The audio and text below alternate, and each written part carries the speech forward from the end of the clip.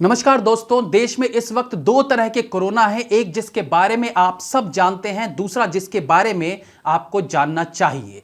ये दूसरे तरह के कोरोना आज से नहीं बल्कि सालों से हैं और ये कोरोना उसी वक्त उत्पन्न होते हैं जब देश किसी बड़े संकट से गुजर रहा होता है।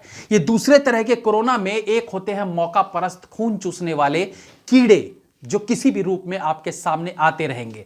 मेडिसिन लेने जाएंगे तो प्रिंट रेट से ज्यादा की दवाई देंगे और जब आप इनसे कहोगे कि प्रिंट रेट से ज्यादा की दवाई कैसे दे सकते हैं तो इनका जवाब होता है, ले लो जहां से प्रिंट रेट पे मिल जाए। इन खून चूसने वाले पिस्सुओं में कई तरह के लोग आते हैं जो मौका देखते ही काला बाजारी शुरू कर देते हैं। सब्जी से लेकर राशन का सामान और दवाइयों से लेकर फल तक हर चीज में ये पिस्सू आपको ये कहकर लूटना शुरू कर देंगे कि ऊपर से ही महंगा आ रहा है। इन पिस्सुओं में एक बड़ा तबका मीडिया का भी है जो नेगेटिविटी फैलाने का काम कर रहे हैं, जिन्हें इस बात से मतलब नहीं है कि कैसे लोग इस परेशानी की घड़ी में अपना जीवन व्यतीत कर रहे हैं। उन्हें केवल अपना एजेंडा फैलाने से मतलब है। इन्हें इस दुख की घड़ी में भी केवल दुनिया को यह बताना है कि इस महामारी से अब कोई नहीं बच सकता, सब खत्म हो जाएगा। कई ऐसे जहरीले पत्रकार हैं जिन्होंने इस संकट की घड़ी में घी डालकर इसे और भयानक बना दिया है। ये लोग ये बताएंगे कि शमशान में जगह नहीं है लाश जलाने के लिए, हॉस्पिटल में वेंटिलेटर नहीं है, ऑक्सीजन की कमी है, लेकिन कैसे इस विपदा की घड़ी में हौसला बनाए रखना है इस पर बात नहीं करेंगे। सबसे जरूरी, सोशल मीडिया के माध्यम से भी पिस्सुओं का एक बड़ा गैंग माहौल खराब करने की कोशिश कर रहा है। ये दोनों फोटो तो आप सबको याद ही होंगी।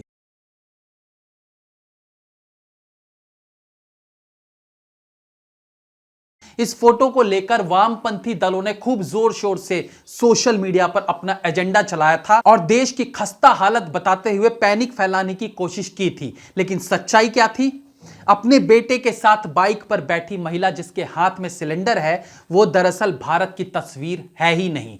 ये बांग्लादेश की तस्वीर है जिसे भारत का बताकर अपने ही देश को कोसते रहे कुछ पिस्सू कीड़े। ये दूसरी तस्वीर जिसको लेकर भी बहुत कुछ लिखा गया था, वो दरअसल 3 साल पुरानी एक तस्वीर है जिसे आज के टाइम के साथ जोड़कर देश की बदहाली बताने की कोशिश की गई थी।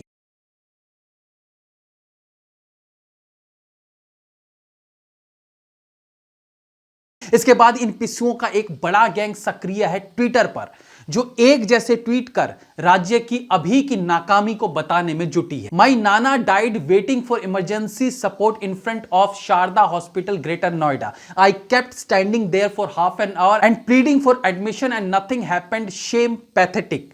यही ट्वीट कॉपी पेस्ट करके धड़ल्ले से फैलाया जा रहा है। ये एक तरह का टूल किट है जो फर्जी किसान आंदोलन के टाइम पर भी इस्तेमाल किया जा रहा था और अब ये खून चूसने वाले पिस्सू फिर अपने इस टूल किट के साथ पेंडेमिक के इस घड़ी में अपने एजेंडा को बढ़ाने के लिए कूद पड़े हैं। जब खून चूसने वाले पिस्सुओं की बात हो ही रही है तो देश की राजधानी दिल्ली की बात ना हो, ऐसा कैसे हो सकता है?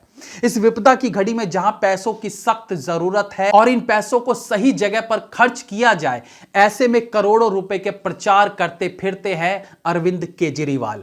अब आप न्यूज या फिल्म के बीच में अरविंद केजरीवाल के ऐड नहीं देख रहे हैं, बल्कि अरविंद केजरीवाल के ऐड के बीच में आपको कभी कभार फिल्म या न्यूज देखने को मिल रहा है। इस नौटंकीबाज इंसान से ना तो पहले दिल्ली संभल पा रही थी और ना अब संभल पा रही है। मोदी जी ने जब देश के मुख्यमंत्रियों के साथ ऑनलाइन मीटिंग की जिसमें इस महामारी से कैसे लड़ा जाए इस पर चर्चा हो रही थी, जो कि गोपनीय थी, यानी केवल मंत्रियों के बीच होनी थी, उसे भी इस महाशय ने अपने प्रचार का माध्यम बना दिया। टीवी, रेडियो, पोस्टर, बैनर, पूरी दिल्ली में आपने कोई जगह नहीं छोड़ी जहां आपकी फोटो लटकी नहीं मिलती है।